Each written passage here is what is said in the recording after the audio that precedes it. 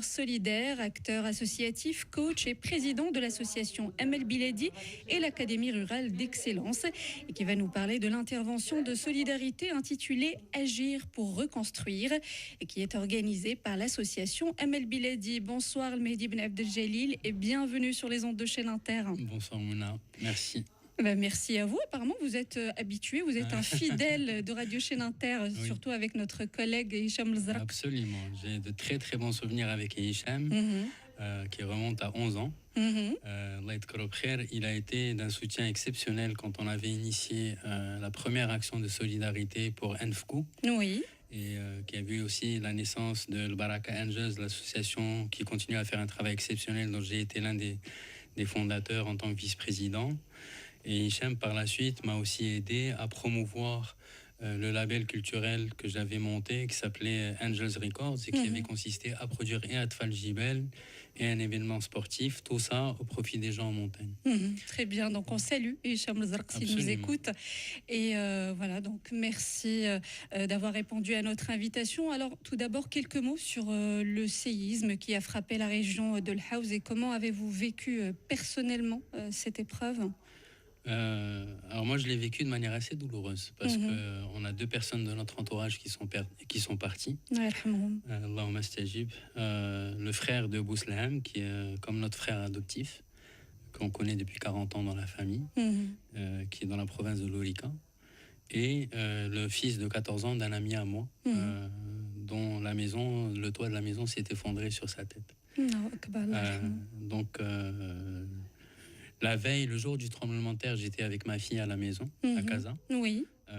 J'étais en train de travailler, j'étais en train de fabriquer des bracelets, parce que chaque livre que je vends, je lui achète un bracelet pour pouvoir l'aider à développer son activité entrepreneuriale. Elle a 12 ans, mais c'est déjà une petite chef d'entreprise. Oui. Et à un moment, elle me dit, papa, il y a un truc qui se passe, le sol tremble. Effectivement, ça a tremblé pendant 5 minutes. Et elle a eu très peur parce qu'elle a essayé d'appeler sa maman, elle n'a pas réussi à la joindre, elle a commencé à pleurer. Et là, j'ai senti un sentiment d'angoisse que je n'ai pas tout de suite identifié. Ça s'est poursuivi le lendemain avec les nouvelles qu'on a apprises. Et dimanche matin, je me suis levé, j'ai fait ma prière, j'avais le cœur qui était en pleurs. Et j'ai souhaité pouvoir agir alors que je n'avais absolument pas prévu de faire intervenir notre association avant plusieurs mois pour le projet de développement qu'on est en train de faire dans le Nord. Et là, j'ai eu plusieurs cadeaux. J'ai un cousin Fahd qui est aux États-Unis à San Diego, qui a monté une opération de collecte pour ML Biladi. Un ami qui est à Toulouse, Abdelkader Zamani, qui a sollicité un de ses amis qui est président de plusieurs associations, un Marocain, qui sont en train de monter des choses pour nous. Un grand patron d'entreprise, Brahim Slaoui, qui fait des choses exceptionnelles avec sa femme pour les handicapés, et lui pour les enfants à travers la fondation Tahar Spti, qui m'a appelé, il m'a dit, est-ce que tu fais quelque chose ? Le patron d'une banque que je connais, qui m'a aidé il y a 11 ans, avec lequel je suis toujours en très très bon contact, qui m'a appelé, il m'a dit, est-ce que tu fais quelque chose ? Quand j'ai vu tout ça arriver... Oui, c'est normal en tant qu'acteur associatif. Mais c'était pas prévu. Maintenant, mes émotions ont fait leur jeu. Et malgré ça, j'ai essayé de réfléchir, de prendre un peu de recul et de me poser qu'est-ce que j'ai envie de faire et qu'est-ce qu'on peut faire avec mon équipe. Donc on a pris une décision. La première, c'est que vu la situation et qu'il y a beaucoup de ménages qui sont à la belle étoile, si je puis utiliser cette expression dans un contexte aussi tragique, la première décision qu'on a prise, c'est d'aller voir comment est-ce qu'on pouvait les aider à ce niveau-là. Et donc, on a fixé un objectif assez ambitieux de pouvoir convoyer pour 2 villages dans la province de Chichaoua et un village dans la province de Tcharoudan. Alors, les noms des villages, s'il vous plaît. Alors, au niveau de Tcharoudan, c'est le Douar Imlil dans la commune de Toukal. Oui. Au niveau de Tcharoudan, de Chichaoua, pardon, c'est la commune Adassil et la commune Lala Aziza. On n'a pas encore les villages. Je suis en train de voir avec l'équipe du gouverneur. On est en train de recouper plusieurs informations. D'accord. Et ce qu'il faut aussi savoir, et je le disais tout à l'heure sur le Oula par rapport au passage, moi depuis 12 ans je travaille avec les autorités. Et je suis très fier de ça. Ah oui, c'est très important. C'est pas juste important, c'est nécessaire. On est bien cadré. Ils nous protègent, ils connaissent le territoire, oui. Ils ont l'amour du pays, le respect de sa majesté.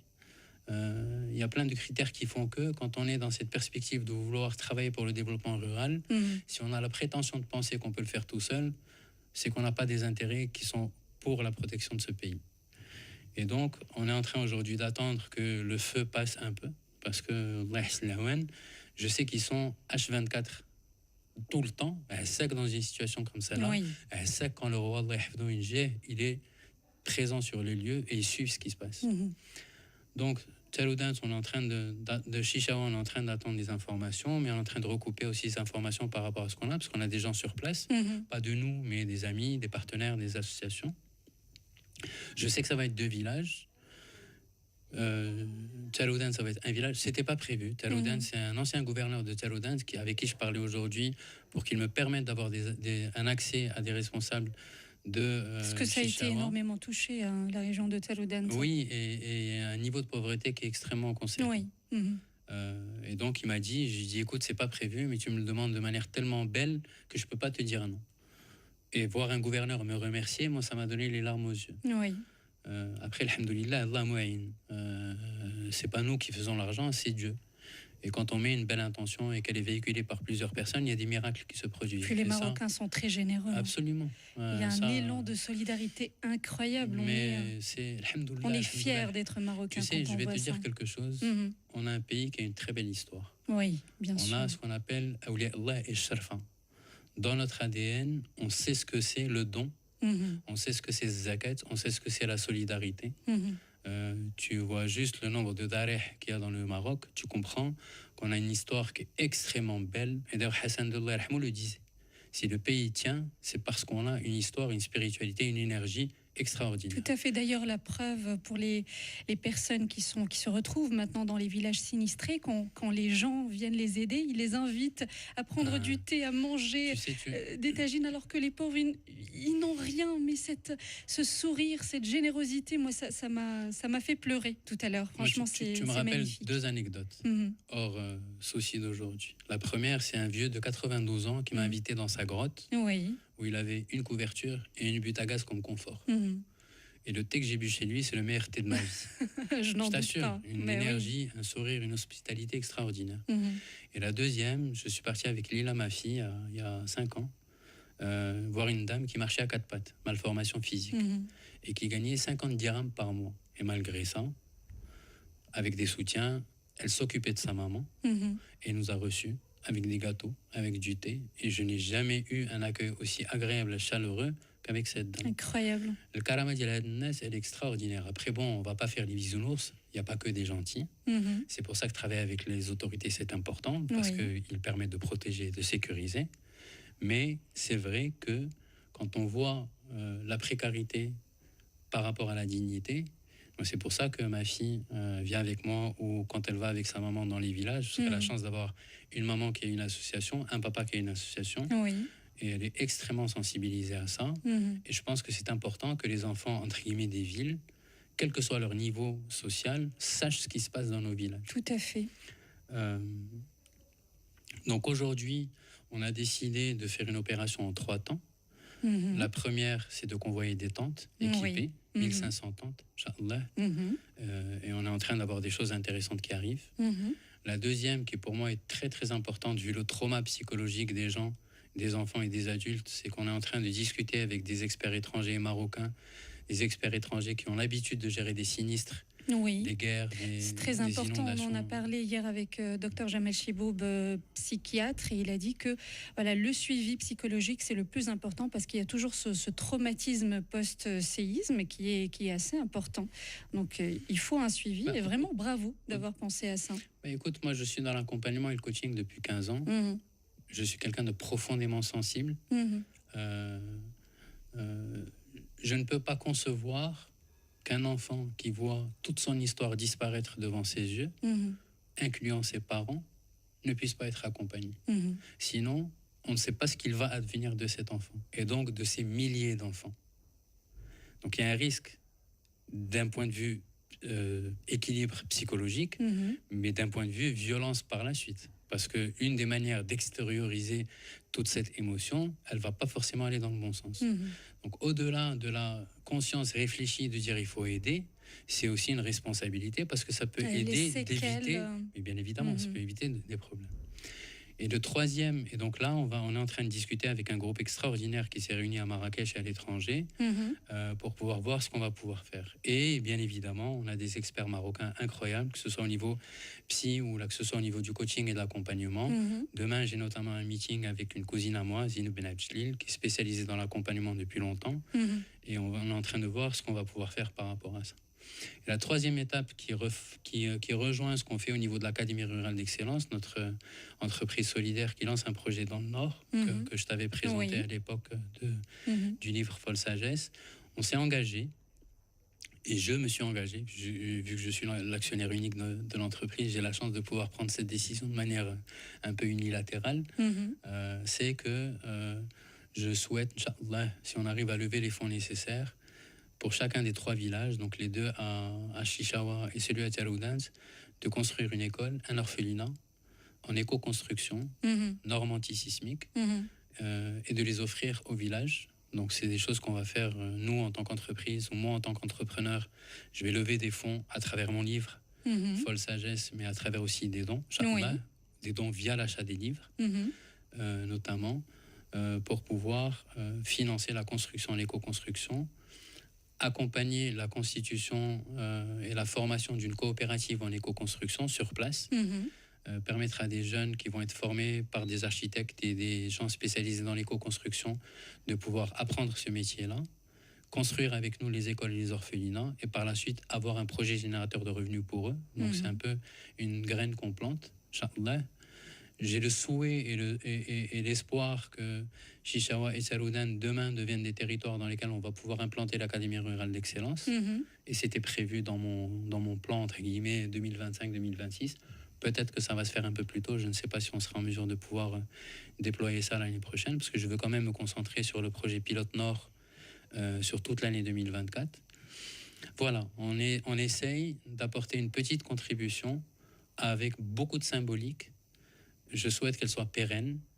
Je n'ai pas encore eu le courage ni la force d'aller là-bas, et dans tous les cas, ça ne sert à rien d'y aller aujourd'hui tout de suite parce que les routes ne sont pas forcément ouvertes, parce qu'il faut laisser les forces sécuritaires faire leur travail. Donc je me laisse 2-3 semaines le temps de digérer, de pouvoir organiser, de voir avec qui le faire. Alhamdoulilah, on a eu un écho extrêmement favorable des autorités parce qu'ils savent qu'on est des gens qui travaillent sérieusement. Voilà, donc... comme on dit en arabe, Kamal Allah. Alhamdulillah, c'est déjà pas mal. En tout cas, bravo. Bravo pour vos projets. Très sincèrement, je me sens comblé d'être dans cette dynamique-là, parce que je pars du principe que si je suis dans cette dynamique, c'est que Dieu m'autorise à pouvoir le faire, et pour moi, c'est un cadeau. Donc à la rigueur, je dis bravo et merci aux gens qui sont là en train de nous soutenir, parce que c'est grâce à eux qu'on arrive à faire ça. Je dis bravo à toi, je dis bravo aux équipes qui nous suivaient, qui nous accompagnaient, qui nous permettaient de faire entendre nos voix. Avec grand plaisir. C'est vraiment, voilà. C'est un devoir en fait. Alors pour la construction des écoles et des orphelinats, ça prendra combien de temps à peu près? Ce qui est intéressant avec l'éco-construction, c'est que ça peut aller très rapidement. Maintenant, je ne suis pas l'expert. J'attends de recevoir les fiches techniques des experts que j'ai sollicités. Mais de mémoire, c'est 2-3 semaines, peut-être 1 mois. Parce qu'il va falloir prendre aussi le temps de formation de la coopérative et des jeunes qu'on va vouloir former. L'objectif que je me suis fixé, qui est très ambitieux, c'est que d'ici fin mars, on ait les 3 écoles, les 3 orphelinats. Et au-delà des 3 écoles et des 3 orphelinats, je souhaite aussi qu'ils soient équipés. Et je souhaite aussi avoir le hockey du ministère de l'Éducation, parce que je ne peux pas me permettre de me lancer dans un projet d'école si ce n'est pas fait en collaboration avec le ministère. C'est mon cœur qui a parlé avant-hier pour lancer le projet de l'école, mais j'attends d'avoir non seulement la délégation provinciale des 2 provinces sur l'éducation, mais d'avoir un échange avec le ministère. Et les orphelinats, Inch'Allah, on cherche quelqu'un qui va pouvoir le gérer. Inch'Allah. Alors, pardon, tout de suite, il y a l'appel à la prière. Et on vous reprend juste après. Rebonsoir à tous et bienvenue pour le direct de la bonne réponse spéciale séisme. Et bien voilà, tout de suite, on a le plaisir de retrouver Monsieur El Mehdi Ben Abdeljalil, entrepreneur solidaire, acteur associatif, coach et président de l'association Amel Biladi et l'Académie rurale d'excellence, et qui nous parle de l'intervention de solidarité intitulée Agir pour reconstruire et qui est organisée par l'association Amel Biladi. Rebonsoir El Mehdi Ben Abdeljalil. Bonsoir Alain Moulin. Alors, on parlait de la durée de la construction des écoles et des orphelinats que vous avez prévu. Alors oui, vous disiez. Écoute, dans l'idéal, d'après ma faible connaissance et clairement pas du tout expertise sur le sujet, je sais que c'est quelques semaines. Je sais que c'est rapide. Oui. Et ma priorité, c'est qu'on puisse faire ça avant l'hiver qui arrive. C'est très important parce qu'il neige dans ces régions. Après, il y a aussi une question budgétaire. Parce que là, on parle de 3 écoles et 3 orphelinats, c'est plus de 3 millions de dirhams. Et je souhaite les équiper en matériel, en literie, et je souhaite aussi, pour les orphelinats, avoir quelqu'un qui va être payé et que les enfants soient nourris. Tout ça, c'est des budgets. Bien sûr. C'est pas forcément de l'argent, ça peut être des partenariats avec des gens qui vont pouvoir équiper, et ça demande du temps.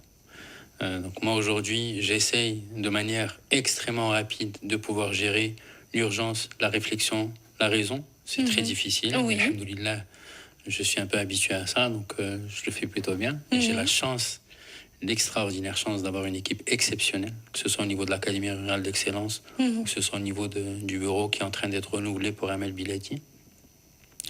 Et puis surtout, on a des gens merveilleux de l'étranger et du Maroc qui sont en train de nous filer un coup de main conséquent. Et j'ai confiance en Dieu. Et je sais que pour Dieu, mais absolument, je sais que pour Dieu, tout est possible. Et c'est notre cas, alhamdoulilah. On aime ce pays, on aime notre roi, on aime les villageois. À partir de là, il n'y a aucune raison pour que les miracles ne se suivent pas l'un après l'autre. C'est tout ce que je peux dire. C'est magnifique. Bravo, en tout cas. Merci beaucoup. Alors, Mehdi Ben Abdeljalil, Agir pour reconstruire. Oui. J'aime bien. C'est une appellation assez révélatrice. C'est un mix entre Yasmina Roulami, qui est une des expertes au niveau de l'Académie rurale d'excellence, et Zine Boukacha, qui est une experte aussi au niveau de l'Académie rurale d'excellence et qui va m'accompagner sur Amel Biladi. Et puis j'ai apporté une petite contribution, mais c'est vraiment toutes les deux qui ont apporté quelque chose de beau dans cette réflexion. Notre idée, c'était qu'est-ce qu'on peut faire, donc on doit agir, et qu'est-ce qu'on souhaite faire, c'est travailler le temps et montrer qu'on veut faire quelque chose maintenant, reconstruire humblement les âmes qui sont blessées, qu'il faut soigner, accompagner, et reconstruire les maisons. On ne peut pas s'engager sur reconstruire des maisons parce que c'est des dizaines de milliers. Par contre, reconstruire une école et un orphelinat, personne ne dira quoi que ce soit. Et pour moi, c'est une symbolique qui est tellement belle et tellement forte que si, en s'occupant des enfants, on le fait dans un matériau noble qui respecte l'écosystème environnemental du village, avec des normes antisismiques, et qu'on le fasse pour des orphelins qui ont tout perdu, mais qui pourront vivre dans un endroit agréable, voilà, moi je suis heureux et ça me permettra de repartir dans mon projet pilote au nord, le cœur apaisé, et j'espère, Inch'Allah, des liens forts avec ces gens-là au niveau de Taroudant et de Chichawa pour pouvoir déployer notre approche d'accompagnement au développement entre l'Académie rurale d'excellence et Amel Biladi. Alors pour moi, ça évoque, oui, la terre a tremblé, mais voilà, on se relève, on reconstruit. Absolument. Et on avance. Bien sûr, et c'est les miracles de Dieu. Les miracles de Dieu, c'est après les cendres, c'est le sphinx qui renaît. Les miracles de Dieu, c'est que du néant naît la vie. Et quelque part, je pense qu'on a beaucoup de leçons à apprendre par rapport à ça. J'espère sincèrement que ça va donner une prise de conscience généralisée de l'importance de nos villages. Parce que c'est 80 000 villages au Maroc. C'est pas juste ceux de Haouz, de Taroudant et de Chichawa. C'est 10 millions d'habitants. C'est un potentiel économique extraordinaire que je vois et je vis depuis 12 ans et sur lesquels aujourd'hui on a essayé de travailler au niveau de l'Académie rurale d'excellence. Parce que le travail qu'on est en train d'essayer de faire, c'est travailler le social à travers Amel Biladi pour soulager les problématiques des gens dans leur village et travailler l'économique et l'entrepreneuriat en investissant dans 5 pôles. L'éco-construction en est un, mais c'est aussi l'artisanat, la valorisation des produits du terroir, le tourisme durable et l'agriculture écologique, qui sont des ressources qu'on trouve dans nos villages. Après, il faut avoir l'intelligence de voir comment est-ce qu'on peut passer d'un village à 100, et c'est un travail. Donc il y a des experts pour ça. Oui. Il faut dans un territoire éviter une compétition stupide de coopératives ou de village entre villages. Donc il faut mettre en place un pont de solidarité et de complémentarité. Et c'est notre approche. On a une approche où le premier village, l'année d'après, va parrainer financièrement un autre village. Le premier village participe financièrement à son propre développement. Le premier village met en avant l'entrepreneuriat féminin. Et si ces conditions ne sont pas remplies, on ne travaille pas dans le village. Donc on a un certain nombre de critères qui ont été appris sur le terrain à travers des travaux de recherche qui ont été effectués. Et on ne peut pas réfléchir à un développement économique si on ne soulage pas les problématiques sociales des gens. Moi, en tant que papa, si je sais que ma fille va dans une école où il n'y a pas de toilette, je ne vais pas être à l'aise. C'est vrai. Si j'ai quelqu'un de ma famille qui est malade et qui ne peut pas se soigner, je ne vais pas être à l'aise. Si mon enfant, et c'est le cas au niveau du Douar al-Mtahin, dans la province de Tétouan, doit faire 40 minutes à pied alors qu'il a 4 ans pour aller à l'école et qu'il arrive complètement épuisé et qu'il dort, comment est-ce qu'il va étudier? Et donc, il y a un certain nombre de problématiques, des fois qui sont extrêmement simples à régler, mais qu'il faut régler. Il faut avoir une approche holistique, aérienne, pour se dire... Qu'est-ce que je peux faire pour pouvoir soulager un certain nombre de maux MAUX structurels en collaboration avec les autorités, parce que les autorités, elles, vont pouvoir soulager les soucis d'infrastructure. Nous, on peut soulager les soucis liés à la santé, à l'éducation ou à certains autres problèmes, à condition que les gens, quand on a des partenariats avec eux, sur les 5 secteurs que je citais, le font bien. Et quand une maman ou un papa sait que ces soucis sont gérés et qu'il y a contribué, mais il est hyper performant dans son activité. Donc on n'est pas en train d'inventer quelque chose, c'est de la logique. Oui. Après, la chance qu'on a, nous, c'est qu'on n'a pas d'échéancier. Je respecte ceux qui font de la politique, mais moi, je ne suis pas contraint à un agenda politique, à des élections. Alhamdoulilah, j'ai la vie.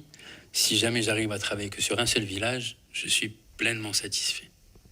On a une ambition qui va au-delà d'un seul village, mais mon souhait, c'est de pouvoir développer un projet intéressant. Et si aujourd'hui, on est arrivé au niveau de l'Académie rurale d'excellence de fédérer à peu près une quinzaine d'experts, dont certains sont de stature internationale, si on est arrivé à avoir une dame extraordinaire qui s'appelle Leila Mamou, qui a dirigé de gros organismes financiers au Maroc, de grosses ONG marocaines, et qui aujourd'hui dirige une grosse entreprise financière en France, si elle nous aide aujourd'hui à étudier la viabilité financière de nos projets, c'est que je pense qu'on a interpellé et que notre projet n'est pas très bête. Du tout, voilà. Je confirme. Voilà.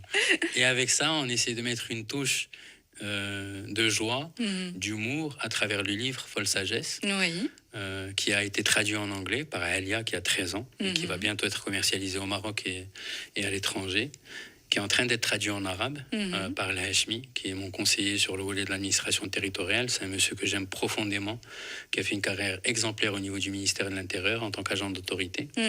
Le spectacle, théoriquement, fin octobre. J'ai discuté aujourd'hui avec un ami, il m'a dit on va faire un truc assez sympa en utilisant les 5 niveaux sensoriels qu'on a. Donc, je vais faire un spectacle qui va mêler hypnose, joie, rire, émotion.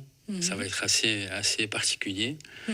Voilà. Et le livre, le spectacle, va contribuer au financement du projet de Chichawa et Taroudant. Très bien, parce que j'allais vous le demander, pour les auditeurs qui souhaiteraient contribuer à cette action humanitaire de solidarité, comment doivent-ils procéder? Aujourd'hui, le moyen le plus simple pour moi, c'est qu'ils achètent le livre. Voilà. Le livre est vendu à 300 dirhams. Absolument. Où est-ce qu'on peut le trouver? El Mahdi, ELMAHDI, Ben Abdeljalil, .com. Il y a un site qui a été développé par Kautar Bouachrin, qui nous accompagne sur le volet de la communication. Elle fait un travail extraordinaire. Il y a les explications, il y a un formulaire à remplir, il y a des informations pour faire le virement qu'il faut. Le livre est à partir de 300 dirhams.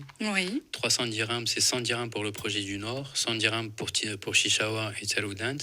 Au-delà de 300 dirhams, il y a un prorata de 60% 40% les frais de structure de l'Académie rurale d'excellence, parce qu'on a besoin de se déplacer, on a besoin de faire un certain nombre de choses, et 60% divisé en deux. Projet Nord, Chicha Otsaloudat. On a, alhamdoulilah, des entreprises qui veulent nous commander plusieurs dizaines, voire centaines du livre. Je vais être invité à partir de fin du mois dans un certain nombre d'émissions diffusées sur le net pour présenter le livre. On prévoit des séances de signature dans des endroits assez atypiques, puisque le livre est en auto-édition. Donc je ne suis pas passé ni par une maison d'édition, ni par des librairies, ni par un réseau de distribution, parce qu'ils prennent jusqu'à 80% sur le prix du livre. Et je ne pouvais pas me permettre ce genre de choses pour un livre qui veut être solidaire. Oui. Maintenant, j'ai identifié un certain nombre de librairies magnifiques qui peuvent jouer le jeu. Et alhamdoulilah, il y en a. Donc je suis en train de voir comment me rapprocher de ces librairies pour discuter avec elles. Et je vais faire ça dans des endroits atypiques. Mercredi, je fais ça à l'espace coworking à Casablanca, qui est un très bel espace de coworking pour pouvoir faire une signature. J'ai le hockey de Youssef Kenouni du restaurant Organic Kitchen pour pouvoir le faire chez lui. On est en train d'imaginer des endroits sympas, des domiciles de particuliers.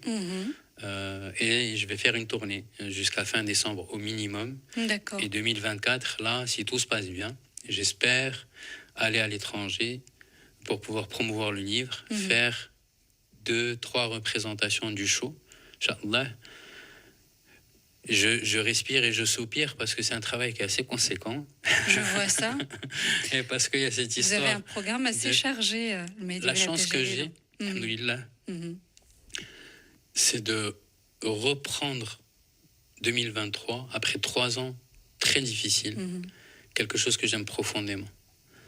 L'écriture, la comédie. Ça fait longtemps que je souhaite faire quelque chose. Oui. Et l'écriture et la comédie au profit d'un projet solidaire, je trouve ça beau. Bien sûr. C'est pour ça qu'on avait produit Atfal Jibel il y a des années et que j'avais fait l'exhibition de Hicham Arazi avec le comédien Eko et mon cousin Nasser Ben Abdjlil. Je trouve que quand ce qu'on appelle le soft power peut se mettre au service de la solidarité, il n'y a pas plus beau. Et donc, c'est extrêmement agréable, motivant de pouvoir travailler dans ce sens-là. Et c'est aussi intéressant de savoir qu'on peut gagner sa vie confortablement. C'est encore loin d'être mon cas, mais ça va l'être, Inch'Allah, en faisant quelque chose qui peut aider l'autre. Il n'y a pas de raison pour qu'on ne puisse pas avoir une activité économique prospère qui ne va pas permettre à d'autres de l'avoir, et à d'autres de l'avoir, et d'autres à l'avoir. Tout dépend de ce qu'on met dans son cœur. Vous avez raison. Alors pour les auditeurs qui n'ont pas eu l'occasion d'écouter notre interview où on parlait de folle sagesse, de quoi ça parle juste pour qu'ils aient une idée? Alors, folle sagesse,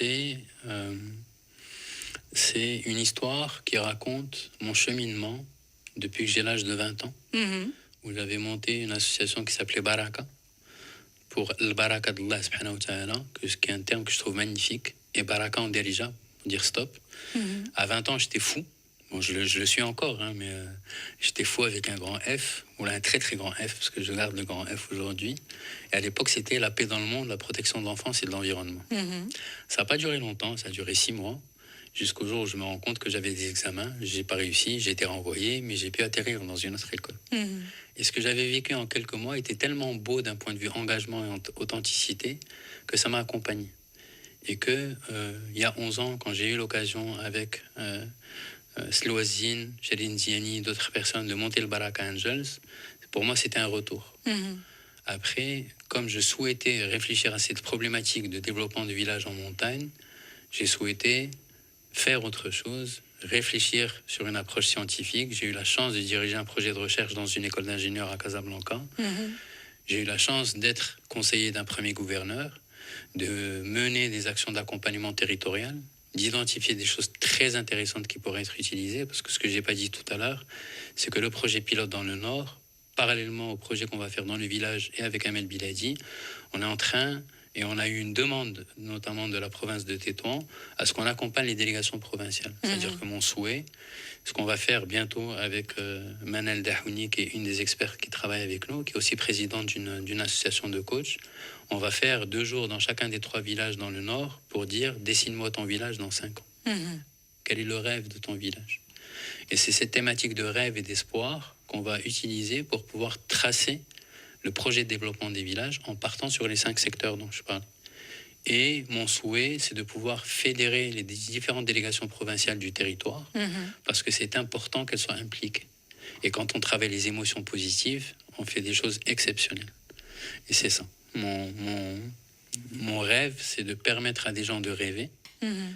Et quand on fait ça, et quand on le fait bien, eh ben on arrive à des résultats qui sont juste exceptionnels. On espère que vos rêves vont se réaliser, en tout cas. Ils sont déjà en train de se réaliser. De très beaux rêves, Mehdi Ben Abdeljalil. Merci beaucoup, les Merci à vous. Alors, un dernier mot à nos chers auditeurs et aux victimes voilà, de cette tragédie. Les victimes, c'est Allah yarhamou ou c'est alayhum al-rahma.